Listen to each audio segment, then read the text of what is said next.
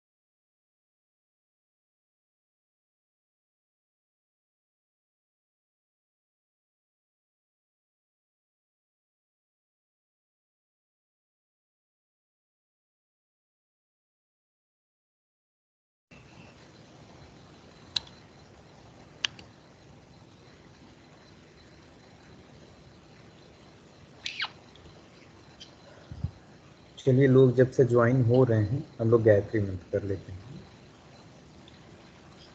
गायत्री मंत्र। ओम भूर्भुवः स्वः तत्सवितुर्वरेण्यं भर्गो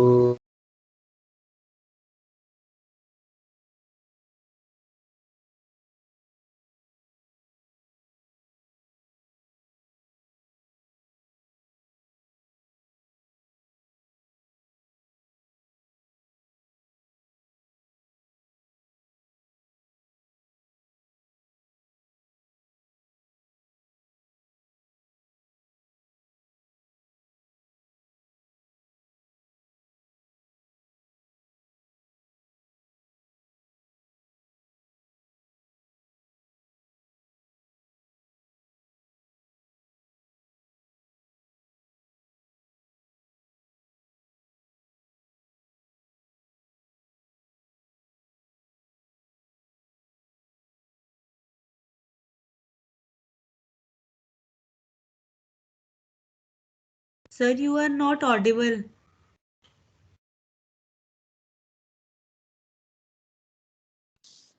सर के नेटवर्क्स शायद नहीं आ रहे। हाँ, हाय। हाय और दीक्षा, कौन? How are you? बस जी रही हूँ, काफी है। क्यों?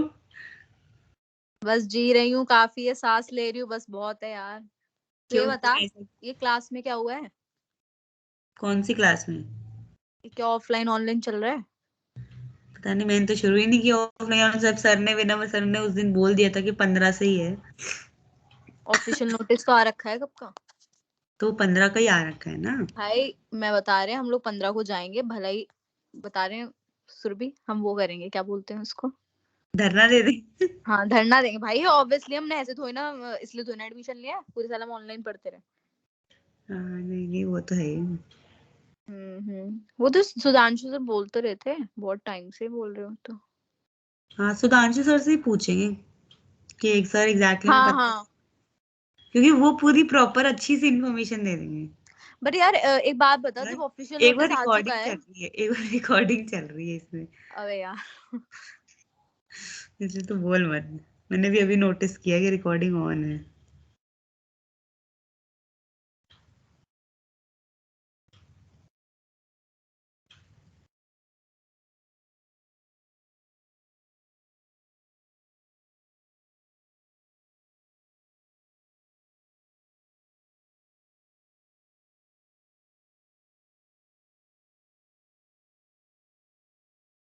Sir, you were not audible at all.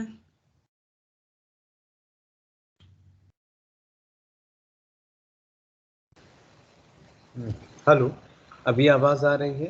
Yes, sir. Okay okay okay, चलिए स्टार्ट करते हैं। तो पिछले सेशन में हम लोगों ने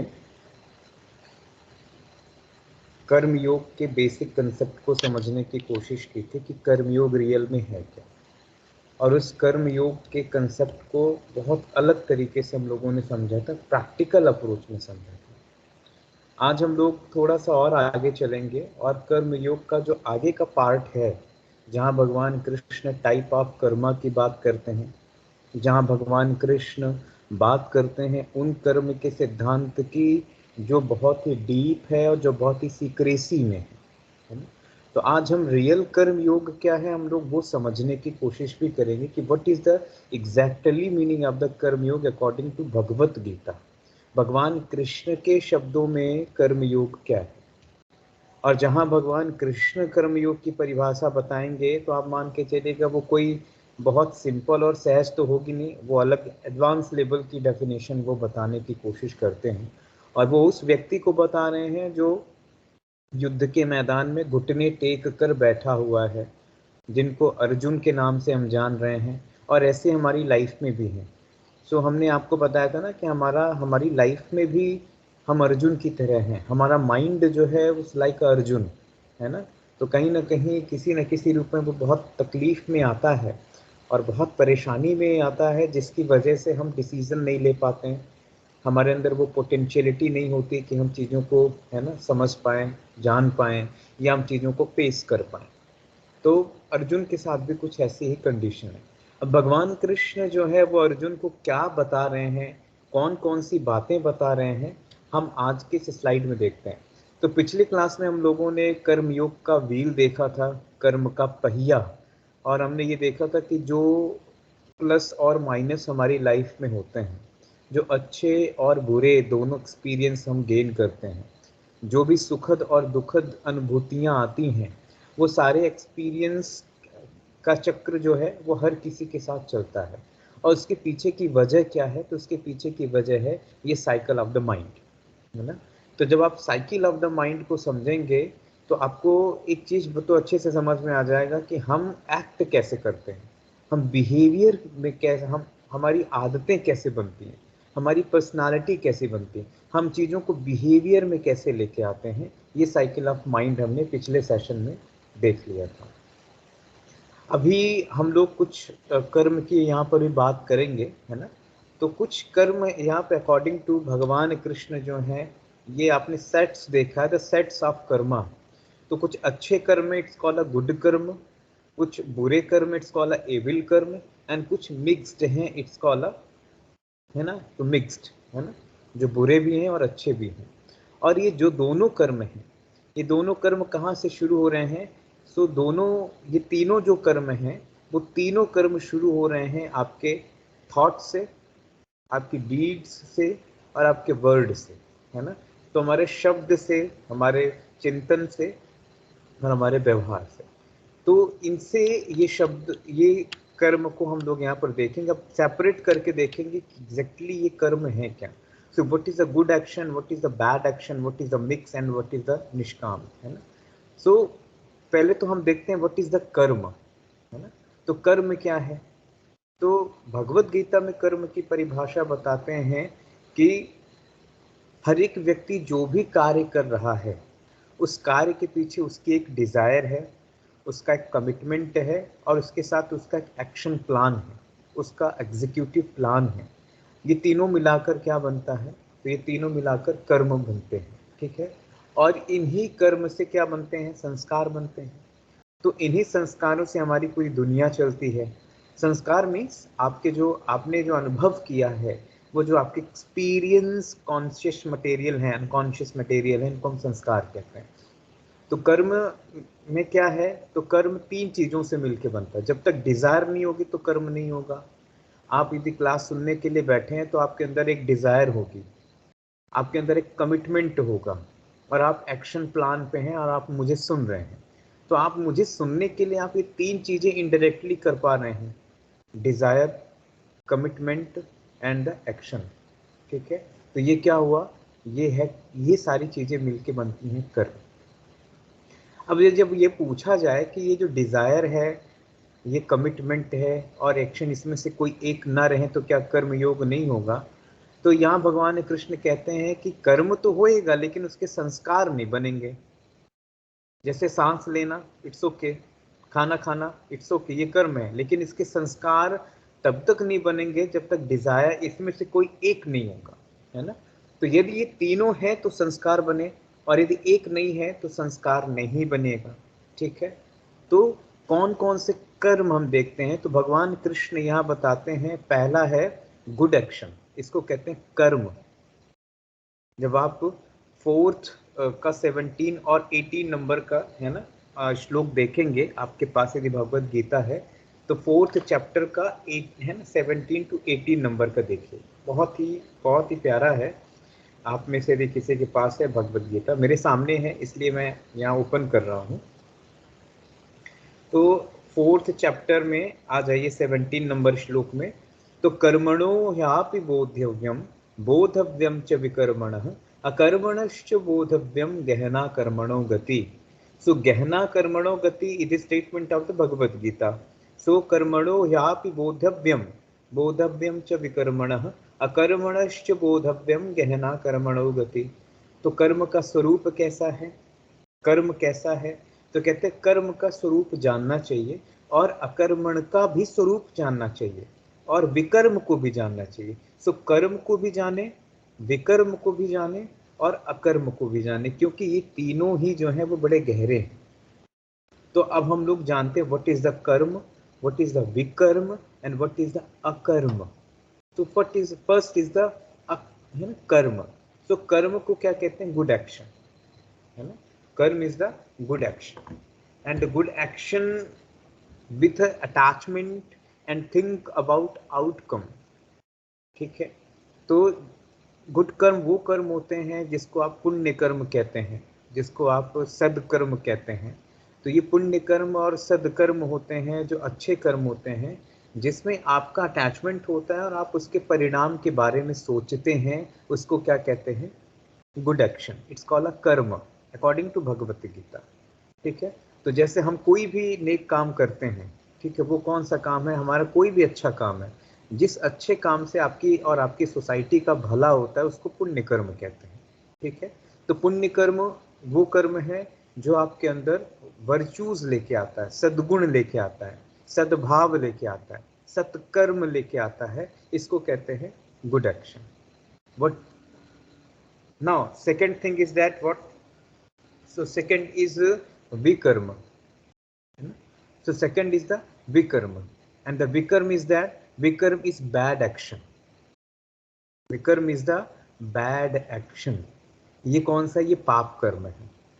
यदि आप ऐसा कर्म कर रहे हैं जिससे आप दूसरों का नुकसान कर रहे हैं, आप समाज का नुकसान कर रहे हैं और खुद का नुकसान कर रहे हैं. बहुत सिंपल सा मतलब है पाप कर्म का, कि पाप कर्म वो कर्म होते हैं जिनसे आप अपने साथ साथ दूसरों का भी नुकसान कर बैठते हैं, वो बैड एक्शन कहलाते हैं. पुण्य कर्म क्या है? सो गुड एक्शन या कर्म वो कर्म है जिसको आप करते तो हैं, लेकिन उसको करने के साथ साथ आपके साथ साथ समाज का भी भला होता है. वो क्या है? Good action. And the bad action is a vikarma. ठीक है. सो जो भी टेररिज्म ऑर्गेनाइजेशन है, जो भी चोर हैं, जो भी आतंकवादी हैं, जो भी सोसाइटी में एंटी सोशल है ना, एंटी एलिमेंट हैं, वो सारे कैसे हैं? तो उनके एक्शन बैड हैं, इसलिए तो वो एंटी हैं. तो यहाँ क्या आ जा रहा है? सो विकर्म मीन्स बैड एक्शन, और बैड एक्शन का मतलब होता है जो बुरे कर्म होते हैं. आप किसी के साथ गलत कर रहे हैं, आप चोरी कर रहे हैं, आप हिंसा कर रहे हैं, आप चीज़ों को ज़रूरत से ज़्यादा भी इकट्ठा कर रहे हैं और इसलिए कर रहे हैं कि ताकि दूसरों को न मिले, है ना. तो जब आप यम पढ़ेंगे ना, यम अहिंसा सत्य अस्तेय ब्रह्मचर्य परिग्रह, इसका जस्ट उल्टा जो भी आप करेंगे, जो भी करेंगे वो सब क्या हो जाएगा? सारे बैड एक्शन कहलाएंगे. तो बैड एक्शन का यहाँ पे भगवान कृष्ण 17 में बहुत अच्छा कंसेप्ट के साथ समझाते हैं. फिर लास्ट वन इज द अकर्म. सो अकर्म मीन्स कर्म में कर्ता भाव का ना होना. सो डूअर फीलिंग का ना होना, डूइंग फीलिंग का या एंजॉयर फीलिंग का ना होना, उसको क्या कहते हैं? उसको कहते हैं अकर्म. ठीक है. तो कर्म तो है, लेकिन वहां पर कर्ता भाव नहीं है. वहां पर doer or enjoyer feeling is not present here. So all things absent. So akarm is that also in synonyms it's called a nishkama. So nishkama means that when you go to specific reference of Bhagavad Gita, so karmanyam karmayah pashed karmani cha karmayah sa buddhiman manyeshu sayuktah krits karma kritah. ठीक है. So what is the meaning of that? कर्मण्य कर्म या पश्चेद कर्माणि च कर्म च. जो कर्म में अकर्म देखता है, मीन्स जो गुड एक्शन में भी निष्काम कर्म देखता है, और जो अकर्म में कर्म देखता है, those who seeing the निष्काम कर्म in the feeling of the karma, so it is the very advanced level quality of the human mind, very advanced, कि जो निष्काम को अपना कर्म मान ले और जो कर्म को निष्काम मान ले. बिल्कुल वैसा ही कि यदि मैं आपसे बात कर रहा हूँ और मैं बात करते समय यदि मैं निष्काम हो जाऊं, तो निष्काम का मतलब क्या हो रहा है? आई am not enjoyer, I am not a doer. This feeling it's called है ना निष्काम. जब आप इस फीलिंग के साथ गुजरते हैं कि आप नहीं कर रहे हैं, कोई और कर रहा है, सो अकर्म, इसको निष्काम. तो जब आप कर्म में अकर्म को देखेंगे, अब आप पुण्य कर्म कोई भी कर रहे हैं, लेकिन आप अकर्म को देखने का क्या मतलब है? कि सपोज टू भी मैं किसी की मदद किया, अब मैंने मदद की है, तो ज़्यादातर लोगों का इंटेंशन क्या होता है? वो इसलिए मदद करते हैं ताकि वो ये सोचते हैं कि मदद करने से पुण्य कर्म या पुण्य संस्कार बनते हैं, और बिल्कुल बनते हैं, उनका सोचना गलत नहीं है. लेकिन ये ना सोचना भी, यदि आप ये नहीं सोचते और आप केवल और केवल किए जा रहे हैं, उसको कहते हैं निष्काम. For example nature. सूरज आपको रोशनी देता है, नदियाँ आपकी प्यास बुझाती हैं, तालाब आपके बंजर खेतों को इस कदर उर्वर शक्ति दे देते हैं कि वो सोना उगलने लगती हैं. वटवृक्ष पेड़ पौधे आपको वो सुकून देते हैं, और वो सब कैसा है? अनकंडीशनल. सो अनकंडीशनल जो एक्शन है, इट्स कॉल्ड अकर्म, है ना. पौधे चाहें तो आपसे हिसाब मांग सकते हैं, आसमान चाहे, नदियाँ चाहे, तो आपसे हिसाब मान सकती है कि साहब हमने आपके लिए किया, अब आप मेरे लिए करो। बट उनका काम है बहना, है ना, हवा का काम है बहना, नदियों का काम है लोगों को, है ना, लोगों को तृप्त करना, उनकी प्यास बुझाना, उर्वर शक्ति को बढ़ाना, फर्टाइल लैंड, है ना, क्रिएट करना। ये सब काम नदियों का है और वो करती हैं। आपसे उसका कोई हिसाब लेने नहीं जाते। सो निष्काम कर्म का मतलब है कर्म तो है, कर्म तो है, but there are no any feeling of doer और enjoyer. There are no any feeling of doer और इंजॉयर। ये अकर्म है। अब हम लोग इस डेफिनेशन को थोड़ा सा आगे लेके चलते हैं। अब प्रैक्टिकल लाइफ में हम लोग बात करते हैं। आपके आसपास ऐसे लोग होंगे जो कोई कमिटमेंट लेते हैं, कोई भी संकल्प लेते हैं और इसको करने की कोशिश करते हैं, वो किसी वजह से नहीं होता है।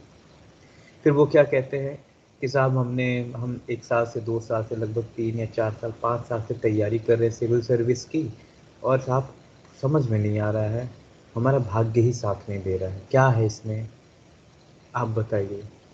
तो आप क्या कहेंगे उनको, आपका क्या कहना होगा? So first of all you select of your Karma. आपने सिविल सर्विस की तैयारी या सिविल सर्विस का जो गोल है वो आपने अपनी स्वेच्छा से चयन किया था? यदि उसका आंसर आता है हाँ, हमने अपनी इच्छा से चयन किया था, फिर भी नहीं हो रहा हमारा, तो दूसरा पॉइंट है कि जब आपने अपनी इच्छा से चयन किया है तो आपने, स्वाभाविक है कि उससे रिलेटेड जो भी तैयारियां होंगी आप कर ही रहे थे। हाँ बिल्कुल कर रहे थे, आपसे कहेंगे कि हाँ साहब कर रहे थे। तो साहब दिक्कत कहाँ आई? तो बोलेंगे साहब 10 नंबर से चूक गए, 10 नंबर से चूक गए और यही सब कुछ गड़बड़ हो गया, हम 10 नंबर से रह गए। और पिछले 5-7 सालों से ऐसे थोड़े थोड़े मार्क्स से हम चूकते जा रहे हैं और हमारा सिलेक्शन नहीं हो रहा, उम्र निकलती जा रही है। तो आप यहाँ पे क्या समझाएंगे कि इनका भाग्य खराब है या इनका कर्म खराब है? तो भाग्य किसी का खराब नहीं होता है, भाग्य सबके अच्छे होते हैं। हाँ, फर्क इतना होता है कि किसी के भाग्य में सुख ज्यादा भोगना लिखा होता है, किसी के भाग्य में सुख कम भोगना लिखा होता है, लेकिन हर किसी के भाग्य में सुख और दुख का जो व्हील है, जो पहिया है, दोनों चलेगा। तो उनके साथ गड़बड़ क्या हो रहा है, वो 5 से 10 साल से वो प्रैक्टिस कर रहे हैं और वो बार बार फेल्योर हो रहे हैं, बार बार फेलियर उनके हाथ में लग रहा है, वो सक्सेस हो ही नहीं रहे। तो उसके पीछे की वजह क्या है? उसके पीछे की वजह है कि वो जिस सिलेक्शन ऑफ कर्मा को उन्होंने अपने कमिटमेंट में रखा हुआ है और जिस तरीके से उनका जो मोड ऑफ, है ना, जो उनका प्रिपरेशन है, मोड ऑफ प्रिपरेशन वो चल रहा है, लेकिन इन द मोमेंट वो कैसे हो गए हैं? तो इन द मोमेंट कहीं ना कहीं वो आउटकम ओरिएंटेड है। जब आप रिजल्ट ओरिएंटेड काम करना शुरू कर देते हैं तो बड़ा मुश्किल हो जाता है कि आप उसको फाइनली कर ही पाएंगे। इसलिए भगवान कृष्ण जो भगवत गीता में बात करते हैं, अकर्म means they are the feeling of non doer. बस आप करते जाइए, और जैसे ही आपने आउटकम्स के बारे में सोचना शुरू किया वैसे ही आप कर्म में एंट्री कर जाएंगे और बड़ा मुश्किल हो जाएगा कि वो होगा कि नहीं होगा। तो हमें कर्म में अकर्म को देखना है और अकर्म में कर्म को देखना। हमारी लाइफ का एक ही मोटो हो कि हम जो कुछ भी कर रहे हैं अनकंडीशनल, बस करते जाएं, बस करते जाएं। आप जैसे ही सवाल करना शुरू करते हैं नेचर से ना कि हम ये ऐसा करेंगे तो फिर वैसा हो जाएगा, फिर वैसा करेंगे तो वैसा हो जाएगा, तो आप बिल्कुल प्लान करिए। मैं ये नहीं कहता कि प्लान ना करें, आप प्लान बिल्कुल करें, हर चीज़ प्लान करके भी करनी चाहिए, लेकिन प्लान करने से पहले सिलेक्शन ऑफ कर्मा जो है वो पहली प्रायोरिटी पे हो। और आप ये प्लान करने से पहले ज़रूर समझ लें कि आपने जिस कर्म का चयन किया क्या वो सही था।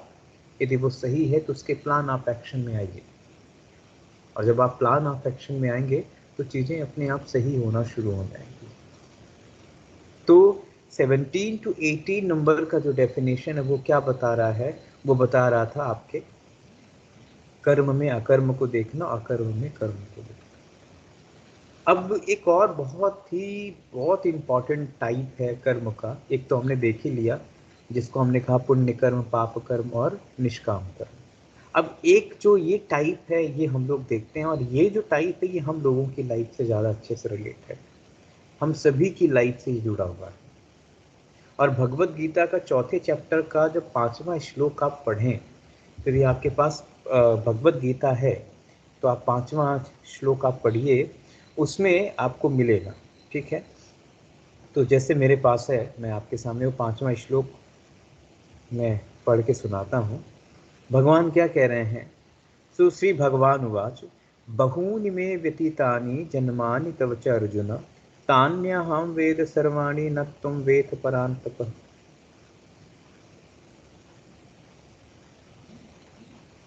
ठीक है, तो यहाँ भगवान क्या बता रहे हैं? यहाँ भगवान बता रहे हैं कि हे परम अर्जुन, मेरे तेरे बहुत से जन्म हो चुके हैं, बहुत से, और तू उन सबको नहीं जानता। ठीक है, लेकिन उसके पीछे के लॉजिक क्या है, कौन कौन से वो कर्म है जिसकी वजह से हमारे जन्म हो रहे हैं। तो बेसिक ये कंसेप्ट बताते 3 और काम के, और 3 कर्म जो हैं वो हम लोग समझते हैं, और ये ज़्यादा ज़रूरी है। ठीक है, तो पहला हुआ जो आप स्क्रीन पे दिख पा रहे हैं, इसको कहते हैं क्रियमान कर्म। मेरी आवाज़ आ रही है सभी को? Yes sir. Yes sir. हाँ जी। सो ये जो पहला कर्म आप देख पा रहे हैं इसको कहते हैं क्रियामान। सो क्रियमान कर्म, ये जो ब्लैक कलर का आपको दिख रहा है, ये जो सर्किल आप देख पा रहे हैं, ये आप देखें कि मज़ेदार चीज़ है। कभी आपने थोड़ा सा मैथमेटिक्स भी पढ़ा होगा 6th-7th क्लास में, तो आपको ये समझ में आ रहा होगा कि ये जो एरो है, ठीक है, और इसके बाद है ना, इनका एक दूसरे से रिश्ता है, इसका इससे रिश्ता है, इसका इससे रिश्ता है, और उसके बाद इसका इससे रिश्ता है। तो ये क्रियमाण कर्म इज करंट एक्शन, उसके बाद संचित कर्म इज द अकुमुलेटेड एक्शन, और प्रारब्ध कर्म इज द फ्रूक्टिफाइंग एक्शन, ये आपका भविष्य। अब हम लोग देखते हैं कि हम लोगों की लाइफ में क्या है, कैसा चल रहा है। तो यहाँ से देखते हैं, यहाँ से शुरू करते हैं, ये समझ में आएगा आपको। और आप देखिए ये संचित कर्म प्रारब्ध से रिलेटेड है, और प्रारब्ध का आप देखें ये क्रियमाण से रिलेटेड है। और ये एरो देख पा रहे होंगे, एक एरो ये स्ट्रेट जा रहा है, दूसरा डाउन जा रहा है, तो एक अप साइड है, दूसरा डाउन साइड है। तो कहने का क्या मतलब कि आपका प्रारब्ध क्रियमाण से जुड़ता है और आपका क्रियमाण प्रारब्ध से रिलेटेड है, ऐसा इसका गहरा रिश्ता है। तो हम लोग थोड़ा यहाँ से समझते हैं। ठीक है, सो व्हाट इज द संचित कर्म? सो संचित कर्म का मतलब क्या हुआ? एज अ नेम ऑफ संचित, संचित का मतलब होता है कोई चीज इकट्ठी हो, कोई चीज अकुमुलेट है, कलेक्टेड है, पहले से ही है ना, टुगेदर है, रखी हुई है कहीं, उस कर्म को क्या कहते हैं? संचित कर्म। फॉर एग्जाम्पल हमारा बैंक अकाउंट, हमारे बैंक अकाउंट में यदि हमारे अकाउंट में जो पैसा ऑलरेडी डिपॉजिट है, उस डिपॉजिट को आप क्या कहते हैं? आपका सेविंग्स मनी है, और वो हमारा संचित कर्म है। तो यदि हमारे मन में ऐसे ढेर सारे संस्कार डिपॉजिट हैं, और वो संस्कार जो एक्युमुलेटेड है, पहले से ही हैं, सदियों से चल रहे हैं हमारे साथ, ठीक है, वो बराबर से हमारे साथ में चल रहे हैं, उन संस्कार को क्या कहते हैं? संचित कर्म। अब फॉर एग्जाम्पल मैं आपसे कहूँ, यदि आपके बैंक अकाउंट में 1 करोड़ रुपया है, सो 1 करोड़ रुपए आपके खाते में, savings account, so what is the outcome of your prarabdha? So prarabdha means that the fructifying actions. So what is the result of prarabdha? If you have a 1 crore rupees bank balance, तो आप क्या बोलेंगे? सब प्रारब्ध तो हमारा, प्रारब्ध मीन्स हमारा फ्यूचर, प्रारब्ध means future, sanchit means past. ठीक है, तो हमारा फ्यूचर कैसा होगा? तो आप बताएंगे बड़ा शानदार होगा सर। अब 1 करोड़ रुपया तो कौन कमाई करेगा? कोई जॉब करने की ज़रूरत नहीं है, किसी को कोई नीड नहीं है कोई मेहनत करने की, आराम से बैठ के खाएंगे। तो यस, तो जिसके पास 1 करोड़ का बैंक बैलेंस है, तो वो सदियों तक खाएगा, पूरी पीढ़ी खाएगी उसकी, तो उसका प्रारब्ध कितना अच्छा हुआ, बेटर हुआ। तो कहने का मतलब यदि संचित बेटर है तो प्रारब्ध भी बेटर है। समझ आ रहा है ना सभी को? यदि संचित में ज्यादा अमाउंट है, और वो कैसा अमाउंट है, वो अमाउंट बिल्कुल कैसा है, वो गुड कर्म वाले हैं, गुड एक्शन के संस्कार है। पुण्य ज्यादा है तो आपका प्रारब्ध भी कैसा होगा, ज्यादा अच्छा होगा। इतना समझ में आ रहा है ना सभी को? Yes sir. ठीक है। यदि हमारा संचित गड़बड़ है, अब आपका बैंक बैलेंस जो है 2-3 हजार रुपए है, तो 2-3 हजार रुपए बैंक बैलेंस है, तो आप बोलोगे साहब हमें चिंता कल की नहीं है, हमें चिंता परसों की है। तो बोले परसों की क्यों? बोले साहब 2,000 रुपए तो कल तक खत्म हो जाएंगे, परसों आटा कहाँ से आएगा? तो हमें जो चिंता परसों की है, ये आपका प्रारब्ध जो है वो डिस्टर्ब हो रहा है। किसकी वजह से? संचित की वजह से। बैंक बैलेंस है ही नहीं। तो आप क्या करते हो? आपको इस बैंक बैलेंस को यदि बढ़ाना पड़ेगा तो आप क्या करोगे? क्या करोगे? क्या करेंगे आप सभी? यदि यहाँ पे 2,000 रुपए है और आपको इसमें पैसे ज़्यादा डिपॉजिट करने हैं तो क्या करोगे आप? सर कर्म करेंगे, काम करेंगे। यस। और उसी को क्या कहते हैं? क्रियमाण कर्म। वही आपका प्रेजेंट एक्शन है। ठीक है। तो आप क्या करेंगे कि यदि हमारे संचित का बैंक बैलेंस कम है तो हम क्या करेंगे? क्रियमाण करेंगे। क्रियमाण एक्शन इज प्रेजेंट एक्शन। हम सत्कर्म करते जाएंगे, हम इतना कर्म करते जाएंगे कि हमारा जो संचित में इकट्ठा हो रहा है, ये संचित में इतना ज़्यादा इकट्ठा हो जाए कि हमारा फ्यूचर अपने आप सिक्योर हो जाएगा।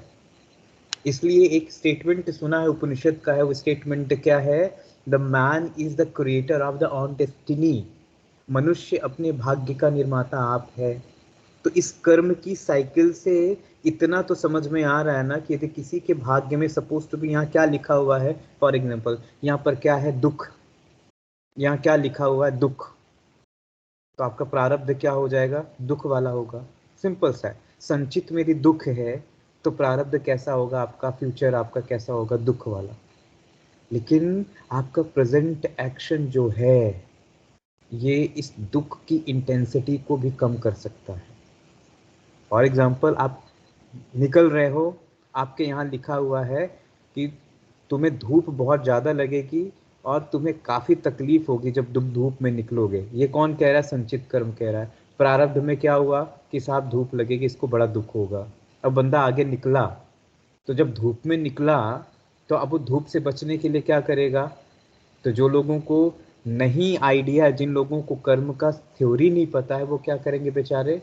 वो बेचारे स्टूपिड की तरह धूप को सहते हुए चले जाएंगे। लेकिन जो होशियार हैं, जो अपनी बुद्धि का उपयोग कर रहे हैं, वो क्या करेंगे? क्रियमाण का सहारा लेंगे। और वो क्या करेंगे? छाता निकाल लेंगे फटाक से। तो वो धूप तो नहीं रोक सकते, है ना, लेकिन वो क्या कर सकते हैं? वो छाते के थ्रू धूप को अपने ऊपर आने से रोक सकते हैं, अपने बॉडी के आधे पार्ट में आने से रोक सकते हैं। तो क्रियमाण एक्शन वो एक्शन है जिनसे आप अपने संचित को भी सही कर सकते हैं और प्रारब्ध को भी सही कर सकते हैं। इसलिए मैंने कहा ना, ये जो ट्रायंगल है डाउन की तरफ गया है, उससे प्रारब्ध भी ठीक हो जाएगा। फॉर एग्जाम्पल, थोड़ा सा पॉलिटिकल एग्जाम्पल है, ज़्यादा समझ में आएगा। आप में से कोई पॉलिटिशियंस के बेटे हों तो बहुत माइंड मत करिएगा, या पॉलिटिक्स में रुचि रखते हैं तो बहुत उसको भी माइंड मत करिएगा। या एग्जाम्पल दे रहे हैं, देखिए राहुल गांधी का एग्जाम्पल लेते हैं। राहुल गांधी का संचित कर्म कैसा है बताइए?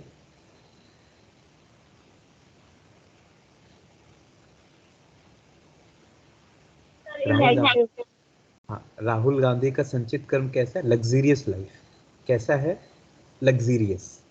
उनके पिताजी पीएम, उनकी माँ पीएम, है ना। इस तरीके से जो पीएम, उनकी दादी पीएम, उनके दादाजी पीएम, सब। तो इनका संचित कैसा है? Very luxurious. तो इनका प्रारब्ध कैसा हुआ? लग्जीरियस। आ रहा है समझ में ना? इनका प्रारब्ध कैसा हुआ? लग्जीरियस। लेकिन गड़बड़ कहाँ हो रही? अच्छा हुआ। यस, लेकिन गड़बड़ कहाँ हो गया अब उनके साथ? उनका क्रियमाण जो है वो 0 हो गया। उनका क्रियमाण, जब वो पीएम नहीं बने, तो पीएम नहीं बने तो उसका मतलब क्या कि उन्होंने उतनी मेहनत ही नहीं की। उनका जो क्रियमाण कर्म है वो उतनी मेहनत ही नहीं कर पाए, तो जब इतनी मेहनत ही नहीं हो पाई तो उनका जो संचित है वो भी यहाँ 0 गया। क्योंकि क्रियमाण 0 है तो वो संचित में 0 जाएगा और यहाँ भी 0 जाएगा। तो अभी उनका वर्तमान कैसा चल रहा है? बहुत ही डील डॉल चल रहा है। भले वो लग्जीरियस लाइफ एंजॉय कर रहे हैं, बट उनका जो सपना है कि उनको पीएम बनना है देश का, तो वो क्यों नहीं हो पा रहा है पूरा? क्योंकि उनका क्रियमाण एक्शन जो है वो 0 है। वो उस तरीके से मेहनत नहीं कर रहे हैं जैसे बीजेपी गवर्नमेंट या मोदी सरकार ने अपने टाइम पे किया। तो मोदी जी की जो एक उनका जो आप देखें कि मोदी जी का संचित कर्म देखिए, कुछ नहीं था। मोदी जी एक अलग लेवल के कार्यकर्ता थे, यदि आज से 15 या 20 साल की हिस्ट्री उठा के देखेंगे, है ना। लेकिन उन्होंने क्या किया, अपने क्रियमाण को इतना स्ट्रांग किया, इतना स्ट्रांग किया, इतनी मेहनत की, इतनी मेहनत की कि फाइनली यहाँ पर उन्होंने क्या किया, इतने क्रियमाण से अपने प्रारब्ध को और अपने संचित को, तो अपना इतना क्रियमाण उन्होंने कर लिया कि अपने संचित में खूब सारा पुण्य इकट्ठा कर लिया, खूब सारे पॉलिटिकल वैल्यूज इकट्ठे कर लिए, और आज प्रारब्ध देखिए वो पीएम है। तो हम सब जो हैं कहीं ना कहीं इस थियरी से गुजर रहे हैं, हम सभी इस थियरी से गुजर रहे हैं, ठीक है। तो यहाँ पर हम लोग जो चीज़ों को थोड़ा सा समझें, बहुत मज़ेदार है, ठीक है। हम सब कैसे हैं? तो हम सब बिल्कुल इन्हीं तीनों थियरी के साथ काम कर रहे हैं। तो हमें क्या करना है? हमें अपने करंट एक्शन पर ध्यान देना है। तो यदि आपका करंट एक्शन स्ट्रांग हुआ तो आपका संचित भी स्ट्रांग हो जाएगा और आपका प्रारब्ध भी स्ट्रांग हो जाएगा। यदि आपका करंट एक्शन 0 हुआ तो संचित भी 0 और प्रारब्ध मीन्स फ्यूचर भी 0। सो प्रारब्ध का मतलब होता है future, sanchit means past and the kriyaman is the present. So जब कहते हैं ना प्रेजेंट में जियो, तो प्रेजेंट में जीने का मतलब है the availability of action, current action in the present moment. तो प्रेजेंट में जीने का मतलब नहीं है कि आप प्रेजेंट हैं, जैसे आप में से ज़्यादातर लोग प्रेजेंट हैं, है ना, अटेंडेंस लेने के लिए आते हैं, बट मैं उनसे कहूँ कि क्या आप अवेलेबल हैं, तो आपका जवाब बड़ा मुश्किल होगा। तो प्रेजेंट के साथ साथ उपलब्ध होना भी सीखें। उपस्थित तो हैं बट उपलब्ध नहीं है। और यदि आप उपलब्ध होके एक्शन नहीं करेंगे तो कोई भी कर्म आपसे होने वाला नहीं। इसीलिए कर्मयोग की जो फिलॉसफी है वो क्या कहती है? कर्मयोग की फिलॉसफी कहती है कि उपस्थित होने के साथ साथ उपलब्ध हो। Now the tree of Karma, ये देख पा रहे हैं कि बहुत ब्यूटीफुल ट्री आपके सामने दिख रहा है, और हम भी कुछ ऐसे ही हैं। तो हमारा जैसा शीड, हमारा जैसा बीज होगा, वैसा हमारा क्या होगा? फ्रूट होगा, मीन्स हमारा वैसा प्रारब्ध होगा, ठीक है, वैसा हमारा प्रारब्ध होगा। तो आप देखें कि सपोज टू बी कि इस बीज को हमने यहाँ पे संचित कर्म है, शीड ऑफ एक्युमुलेटेड एक्शन, हमने इसको बोया है, ये कॉजल बॉडी में ऑलरेडी बोया हुआ है सांख्य के अनुसार, है ना। अब क्या हुआ? एस्ट्रल बॉडी में इसको खाद पानी मिला और धीरे से ये रिफ्लेक्ट होके कहाँ चला गया? फिजिकल बॉडी के रूप में दिखता है ना। तो फ्रूट के रूप में दिखता है ना, पत्तियों के रूप में दिखता है, फलों है ना, फूलों के रूप में दिखता है। तो हमारा जो ट्री ऑफ कर्मा है, यदि आपको सही तरीके के फ्रूट लेने हैं या आपको सही तरीके का परिणाम चाहिए, सही तरीके का फल चाहिए, सही तरीके का निष्कर्ष चाहिए, तो आपका संचित बड़ा स्ट्रांग होना चाहिए। और संचित तभी अच्छा स्ट्रांग होगा जब ये देखिए क्रियमाण का सही, क्रियमाण का मतलब होता है करंट एक्शन। यदि फूल सही होंगे तभी फल लगेगा, और फूल सही नहीं होंगे तो फल लगने वाला नहीं। तो आपने सपोज टू बी कि आपने किसी जमीन पर एक छोटा सा शीड इम्प्लांट किया है, तो शीड इम्प्लांट होना इट्स कॉल उसका संचित कर्म है। लेकिन यदि आप क्रियामान करेंगे ही नहीं, आप करंट एक्शन देके आप उसको पानी नहीं देंगे, आप उसको खाद नहीं देंगे, आप मेहनत नहीं करेंगे, तो आपका वो जो फल है, वो जो शीड है, वो कैसा परिणाम देगा? वो उगेगा ही नहीं। तो कितनी भी फर्टाइल लैंड है, कितना भी परफेक्ट बीज है, यदि क्रियमाण जीरो हुआ, so kriyaman is the your availability, your presence action, available action जो आप कर रहे हैं। इसीलिए हम अपने फ्यूचर की प्लानिंग अपने वर्तमान को देखते हुए करते हैं। आप क्रियमाण कर्म करते जाइए। कई बार कुछ लोग कहते हैं साहब इतना कुछ पढ़ रहे हैं, इतना कुछ सीख रहे हैं, इससे क्या होगा? तो इससे एक चीज तो होएगी कि आप जो भी मेहनत कर रहे हैं उससे आपका जो संचित बना है बड़ा स्ट्रांग बना है। आपने देखा होगा ज्यादातर कुछ बड़े बहुत ही लर्निंग है ना, इनके सियास्टिक माइंड के होते हैं, इनको स्टिफनेस उनके अंदर बहुत ज्यादा होती है, बहुत जिज्ञासा होती है, सीखते रहते हैं कुछ ना कुछ। लेकिन जब आप उनसे पूछो कि ये जो आपने सीखा ये तो तुम्हारी लाइफ में काम आएगा नहीं, तो वो ये सोच के नहीं सीखते कि हमारी लाइफ में काम आएगा, वो ये सोच के सीखते हैं कि इन फ्यूचर है ना, कहीं ऐसी सिचुएशन आई तो जो हमारा सीखा हुआ है वो काम आएगा। लेकिन वो कभी ये सोच के नहीं करते, वो बस सीख लेते हैं। यस, ठीक है, जब फ्यूचर में कभी होगा तो वो अपने आप रिफ्लेक्ट होके सामने आएगा। तो संचित जितना आप एक्युमुलेट करना चाहते हैं करें, लेकिन वो तभी एक्युमुलेट होगा जब क्रियामान आपका 100% परफेक्ट होगा, तभी। और ये हमें करना आना चाहिए, ठीक है। तो द ट्री ऑफ कर्मा को हम इस तरीके से है ना समझ सकते हैं, ठीक है। एक और बड़ा अच्छा बातें आती हैं। सो एटीट्यूड इन कर्म योग, हमें कौन कौन से एटीट्यूड रखने चाहिए, ठीक है। तो कर्मयोग के कुछ एटीट्यूड हैं। कर्मयोगी आपको कुछ ऐसे दिखेंगे जो कर्म करते हैं और कौन कौन से उनके एटीट्यूड होते हैं, आपको उन योगियों में दर्शन होगा। तो पहला एटीट्यूड हमें रखना चाहिए फर्स्ट ऑफ ऑल नारायण भाव। So what is the Narayan भाव? नारायण भाव is the all is based on the will of the God, all is based on the will of God. Narayan भाव जो हो रहा है वो किससे हो रहा है? भगवान की इच्छा से हो रहा है, इस will of the God, Narayan, है ना। तो नारायण भाव जब ऐसे बहुत सारे लोग आपको देखने को मिलेंगे, है ना, जो काम करते हैं और आपसे कहते हैं कि आपने उनसे बोला कि अरे बाबा क्या बात कर रहे हो आप, बड़ी बढ़िया काम करते हो यार आप तो वो क्या कहेंगे? सब भगवान की इच्छा है यार, सब भगवान की इच्छा से हो रहा है। कुछ होते निमित्त भाव वाले योगी होते हैं, और वो निमित्त भाव का मतलब क्या होता है? I am an instrument of the God, मैं भगवान का इंस्ट्रूमेंट हूँ, मैं भगवान का इंस्ट्रूमेंट हूँ, मैं निमित्त हूँ साहब, ये मैं नहीं कर रहा हूँ, है ना, है ना, ये मैं नहीं कर रहा हूँ, ये भगवान मेरे से करा रहे हैं। क्यों? क्योंकि I am the instrument of the God. हमारे पूज्य गुरुदेव जब अखंड ज्योति लिखते थे, एक बहुत ब्यूटीफुल मैगजीन है अखंड ज्योति, आप कभी गूगल में टाइप करिएगा अखंड ज्योति, उसको लिखने वाले पंडित श्री राम शर्माचार्य जी थे, वो लिखा करते थे। तो जब उनसे कोई पूछता कि गुरुदेव आप इतनी अच्छी अच्छी बातें लिखते हैं अखंड ज्योति, तो ऐसा लगता है कि पढ़ के अंदर से आग लग जाती है, अंदर से चिंगारी भड़कने लगती है, तो ये कैसा कर लेते हैं? तो गुरुदेव लिखते हैं वहाँ के, ये बेटा ये मैं नहीं लिखता हूँ, I am an instrument, I am the pain of the God, मैं भगवान का पेन हूँ केवल, भगवान मुझे पेन मान के लिखवाते रहते हैं, चलता रहता है। सो निमित्त मीन्स द इंस्ट्रूमेंट। और हमारे साथ इंस्ट्रूमेंट की फीलिंग कम आती है। हमसे कोई कहे कि साहब ये काम किसने किया, तो यदि अच्छा किया तो साहब मैंने किया ना, मैंने, यदि बुरा हुआ तो उसने किया।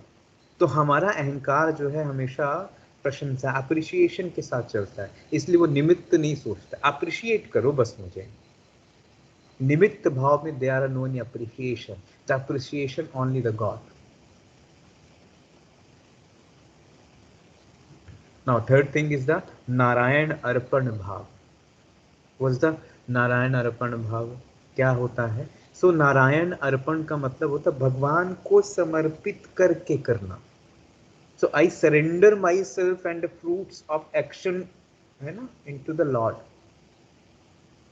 और जब आप भगवान को अर्पित होकर कोई काम कर रहे हैं, फॉर एग्जाम्पल जैसे ये आपने देखा होगा नारायण अर्पण भाव गजेंद्र मोक्ष, एक हाथी जो है वो लोगों का मजाक उड़ाता था, भगवान को कभी नहीं माना, भगवान नाम का अस्तित्व उसके ने कभी देखा ही नहीं।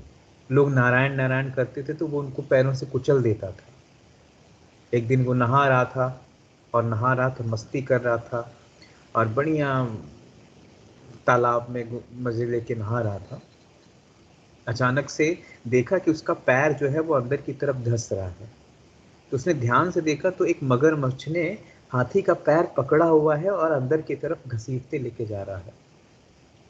हाथी को पहली बार लगा कि इतना बलशाली, इतना भारी आदमी हूं भाई मैं, और एक छोटे से मगरमच्छ से हारता जा रहा हूं। उसने जोर से अपने पैर को निकालने की कोशिश की, पैर निकल ही नहीं रहा। जितनी ताकत लगा ली पैर निकला ही नहीं, पसीना पसीना हो गया तो भी नहीं निकला। चिंगाड़ मार दी पूरे तालाब में जोर से, कोई चिंगाड़ सुनने वाला नहीं। और सभी उस हाथी से तो परेशान थे ही, क्योंकि सबको परेशान करता था वो। तो सभी बोले जाओ भाई, लो मजे तुम भी लो, अब भी तुम्हारा समय आ गया है, तुम्हारी मौत नजदीक है। हाथी को लगा कि अब तो मरूंगा, और वो मगरमच्छ हाथी से भी ताकतवर वो उसको अंदर घसीटे ले जा रहा है तालाब में। और जब वो अंदर जाता है और अंदर जाता जा रहा है तब उसके अंदर नारायण अर्पण भाव क्रिएट होता। तब कुछ नहीं समझ में आता, तो एक ही भाव समझ में आता, नारायण, और भगवान विष्णु की स्तुति करता है। उसका नाम गजेंद्र मोक्ष, कभी गूगल करिए गजेंद्र मोक्ष। वो एक स्तुति करता है भगवान विष्णु की, और भगवान विष्णु गरुड़ में आते हैं और अपने सुदर्शन से मगरमच्छ का सिर काटते हैं और हाथी को बाहर निकालते हैं। सो नारायण अर्पण means I surrender myself, अब मेरे से नहीं हो रहा साहब, आप देख लो। सो जब सरेंडर की फीलिंग आती है, यहाँ भक्ति पैदा हो रही है, तो कर्म में भक्ति भी पैदा हो रही है।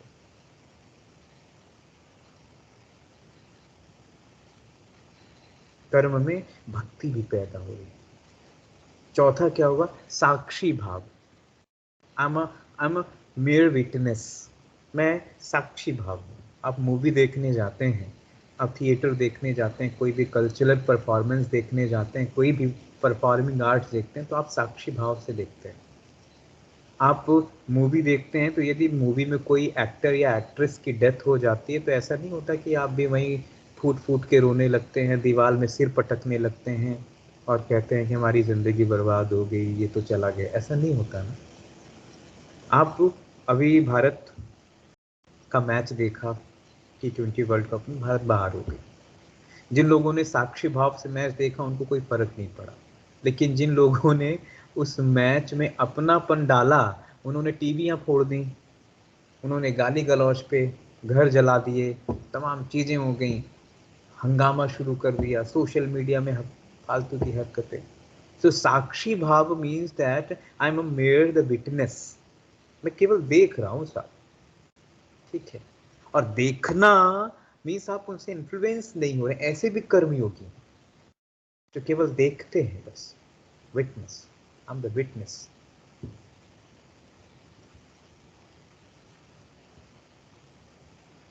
न्यायालय में आपने विटनेस तो सुना होगा ना, जो कहूँगा सच कहूँगा, सच के सिवा कुछ नहीं कहूँगा, मैं गीता पर हाथ रख कर कसम खाता हूँ। तो कौन हो भाई तुम? हम विटनेस हैं साहब। विटनेस मतलब हम गवाह हैं।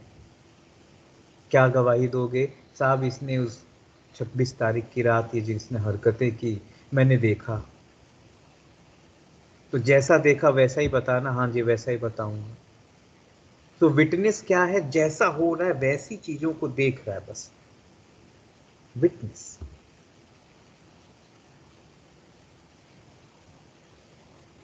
Now fifth thing is the अकर्ता भाव। सो अकर्ता भाव, I am not the doer. अभी मैं लेक्चर ले रहा हूँ, हाँ जी, लेक्चर कौन ले रहा है? मैं ले रहा हूँ, मैं ब्रिजेश, मेरा नाम ब्रिजेश, मैं लेक्चर ले रहा हूँ, मैं पढ़ा रहा हूँ। अच्छा, ये कौन कर रहा है? ये मैं कर रहा हूँ जी, मेरे से हो रहा है जी, मैं ही करता हूँ सब कुछ, प्रैक्टिकल मैं ही लेता हूँ सर, प्रैक्टिकल मैं ही लेता हूँ। सो इसका मतलब क्या है? जहाँ मैंपन की feeling I means doer feelings, doer emotions is present here. But I'm not the doer means मैंपन नहीं है, मैं कर रहा हूं, बस करता जा रहा हूं. तो हाँ, ये कौन पढ़ा है? बस पढ़ा रहा हूं, मैं पढ़ा रहा हूं, है ना. तो ब्रजेश पढ़ा रहे हैं तो पढ़ा रहे हैं. ब्रजेश का मैं नहीं बोलेगा. तो जो लोग कर्ता वाले होते हैं ना, वो मैं आते रहते हैं, मैं. ठीक है. सो अकर्ता भाव. फिर उसके बाद बहुत इंपॉर्टेंट है अभोक्ता भाव. ये भी हमारे अंदर एटीट्यूड होना चाहिए. आई am not the enjoyer, I am not the enjoyer. यहाँ आनंद शब्द जो है ना, वो हम सारे इंजॉयर हैं, सारे. किसी ने पिज्जा खा लिया, अब मजा आ गया. कहीं घूमने चले गए चांदनी चौक, या कहीं कोई फूड स्ट्रीट कॉर्नर निकल के मजा आ गया, घूम फिर के खा पी के मजा, आनंद आ गया. आनंद इतना सस्ता नहीं है. हम लोगों के साथ क्या है, हम लोग एंजॉय करते रहते हैं, एंजॉय, है ना. और जब एंजॉय करना शुरू करते हैं तो कुछ अच्छा हुआ तो बढ़िया, नहीं अच्छा हुआ तो ऐसी की तैसी. सो अभोक्ता भाव means I am not the enjoyer. हम एंजॉयर नहीं हैं, बस हम अभोक्ता भाव से, है ना, नॉन एंजॉयर की तरह काम कर रहे हैं. खाना खा रहे हैं, लोगों को मजा आता है, वाह क्या टेस्ट है. तो खाने के पीछे टेस्ट अच्छा है इसलिए हम खाए जा रहे हैं, बड़ा मजा आ रहा है. लेकिन ये मैंने आपसे कह दिया, टेस्टलेस फूड खा के आप एंजॉय करिए, क्या मजा आएगा? नहीं साहब, नहीं मजा आएगा. बिना नमक का खाना खा के देखिए, मजा आएगा क्या? नहीं साहब, नहीं मजा आएगा. बिना शक्कर के, नहीं साहब क्या बातें कर रहे हैं. क्यों नहीं मजा आएगा? क्योंकि आप, ये मजा कहाँ किसको मिल रहा है? मजा आपके इन सेंसेस को मिल रहा है, मजा आपके माइंड को मिल रहा है. So those Karma is beyond of the senses, beyond of the mind. आप उन कर्म को कर रहे हैं, उनको कहते हैं अभोक्ता भाव, जिसमें आपकी सेंसेस मजे नहीं लेती हैं, जिसमें आपका माइंड, आपका इंटेलेक्ट मजे नहीं ले. So I am not the enjoyer, so it is the feeling of the अभोक्ता भाव. तो अभोक्ता भाव, ठीक है. वेरी इंटरेस्टिंग, वेरी इंटरेस्टिंग, है ना. So it is the specific the भावास ऑफ द कर्मयोगी. सो अभोक्ता भाव, अकर्ता भाव, साक्षी भाव, है ना, नारायण अर्पण भाव, निमित्त भाव और नारायण भाव. तो what is the quality of the कर्मयोगी? कोई कर्मयोगी यदि होगा तो उसके अंदर कौन सी क्वालिटी होगी? तो पहली क्वालिटी होगी फ्रेंडलीनेस. वो दोस्त की तरह रहेगा आपके. आप उससे बात करोगे तो उसके अंदर मैत्री भाव रहेगा, मैत्री भाव, फ्रेंडलीनेस. दोस्ती का हाथ अपने आप उसके आगे से बढ़ेगा और दोस्ती के लक्षण उसके अंदर दिखेंगे, इस क्वालिटी. द सेकेंड इज द मुदिता भाव. सो व्हाट इज द मुदिता? चीयरफुलनेस, चीयरफुलनेस, ठीक है. हमेशा खुश रहेगा, है ना, बिना किसी कारण के भी खुश रहेगा. उसको देख के आपको मजा आएगा. छोटे बच्चों को देखिए, मुदिता भाव कितना बढ़िया होता है. और the quality of the third thing is the करुणा भाव, द कंपैशन. दूसरों के तकलीफ को देख के दुखी होता है और उस तकलीफ को दूर करने की कोशिश भी करता है. इसको कंपैशन कहते हैं, नॉट है ना, सैडनेस. दया आना इज काइंडनेस, है ना. यहाँ पे काइंडनेस क्यों नहीं है? क्योंकि kindness it is not a good things. आपको किसी को देख के दया आ गई, अच्छी बात है, लेकिन दया के साथ आप उसके लिए कुछ कर पा रहे हैं, उसके लिए कुछ आउटकम है, उसके लिए कुछ अप्रोचेज है, उसके लिए कुछ आप मैकेनिज्म लेके आ रहे हैं, उसके लिए कुछ कर रहे हैं ताकि उसका दुख दूर हो जाए. It's called a compassion. उसके अंदर कंपैशन होता है कर्मयोगी के अंदर. और उपेक्षा भाव, the indifference towards evil minded. कोई बुरे व्यक्ति हैं तो वो उपेक्षित करेगा उसको. सोसाइटी में रहेगा लेकिन सोसाइटी को अपने अंदर नहीं रहने देगा. बुरे लोगों के साथ रहेगा लेकिन बुराई अपने अंदर नहीं लेके आएगा. इसको उपेक्षा कहते हैं, ठीक है. सो it is the basic quality of the कर्मयोगी. So how many? 4 type. Maitri, the friendliness. Mudita is the cheerfulness. Karuna is the compassion, and Upeksha is the indifference. ठीक है, ये 4 चीजें हमारे साथ हमेशा रहे। ठीक है, तो कर्म योग हमारे बंधनों को कैसे दूर करता है? ठीक है, तो कर्म योग हमारे बंधनों को दूर करता है किस तरीके से? तो affirmation, you and your action are the same, है ना, इसको ज्ञान कहते हैं। हमें ये पता हो जाना चाहिए कि what is the right action. Then second is that action is the worship to God, है ना, सरेंडर विद द एक्शन, कि जो भी आप कर्म कर रहे हैं वो भगवान की पूजा है। And the third thing is the feeling of dissociation, action proceed from the God. ठीक है, जो कर रहे हैं बस उसके परिणाम की चिंता ना करें। सो योगस्थ कुरु कर्माणि संगम त्यक्त्वा धनंजय, सिद्ध सिद्धयो समो भूत्वा समुत्तम योग उच्यते। ठीक है, सो क्या मतलब हुआ? The equanimity state enable us to accept all circumstances with the serenity of the soul, है ना, passivity and the Shri Krishna call it's योग। तो कैसे योगस्थ कुरु कर्माणि, कैसे कर्म करें? योगस्थ, योग में स्थित होकर कर्म करें। संगम त्यक्त्वा धनंजय, सिद्ध सिद्धयो समो भूत्वा, जो भी असिद्ध है, सिद्ध है, प्लस है, माइनस है, कंस्ट्रक्टिव है, डिस्ट्रक्टिव है, पॉजिटिव है, नेगेटिव है, जो भी दो पहलू हैं, समो भूत्वा, दोनों में बैलेंस रखना है। और यही क्या है? योग उच्यते की परिभाषा भगवान कृष्ण समझाने की कोशिश करते हैं।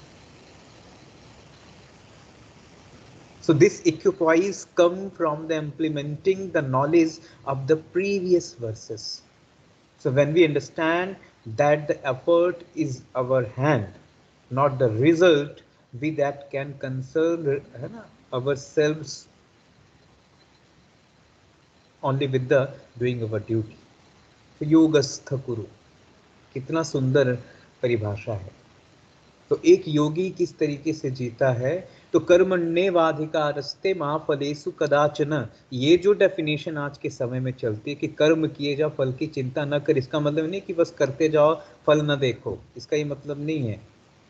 इसका ये मतलब है when you choose the right action, when you choose the right action, so there are no need to worry about it, because you know that you have selected the right action. So you have selected the right karmas, so prarabdha is definitely is very right is going on. इसका ये मतलब, ठीक है। तो हमें चीजों के अर्थ की गहराई के साथ उसको सोचना है और समझना है और फिर कर्म करना है, तब जाके हम किसी न किसी योग की स्थिति में बन पाएंगे। तो कर्म योग में आज हमने ये देखा।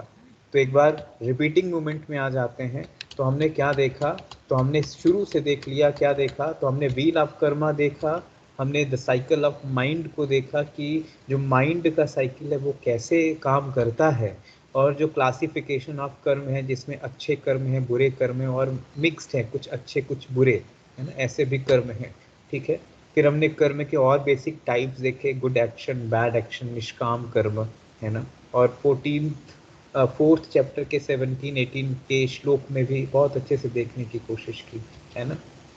फिर then the 3 type of karma in basic concept in Bhagavad Gita, the संचित कर्म is the accumulated action, fructifying actions and the current action. So kriyaman karma, prarabdha karma and the sanchit karma. After that we have seen the tree of karma. So the tree of karma is a likable personality, है ना। So which type of thought, which type of sanskar in sheets of accumulated in your causal body, that type of fruit or pleasure or pain and is going on reflect on our in our future. So in this between bridge, the basic concept of the current action is a very play the very important role to, है ना, for the pleasure and the pain, ठीक है। फिर हमने attitude of कर्म योग को देखा, है ना, फिर भाव को देखा, फिर उसके बाद हमने क्वालिटी की बात की, एक कर्म योगी की क्या बेसिक क्वालिटी होती है उस क्वालिटी की बात की। फिर हाउ टू रिमूव बॉन्ड्स, तो कैसे ज्ञान योग, भक्ति योग और राजयोग काम करते हैं, ठीक है। तो इस तरीके से हमने आज के कंसेप्ट को देखा, ठीक है। तो आज कर्म योग के टॉपिक को हमने समझा, ठीक है। मिलेंगे कल की क्लास में, ठीक है। और अभी मैं मुंबई में हूँ तो शायद कुछ डिफ़िकल्टीज आ सकती है क्योंकि ऑलरेडी हम डिपार्टमेंट में रहते हैं, तो ठीक है। चलिए यहाँ पे क्लास कंप्लीट करते हैं हम लोग। शांति पाठ।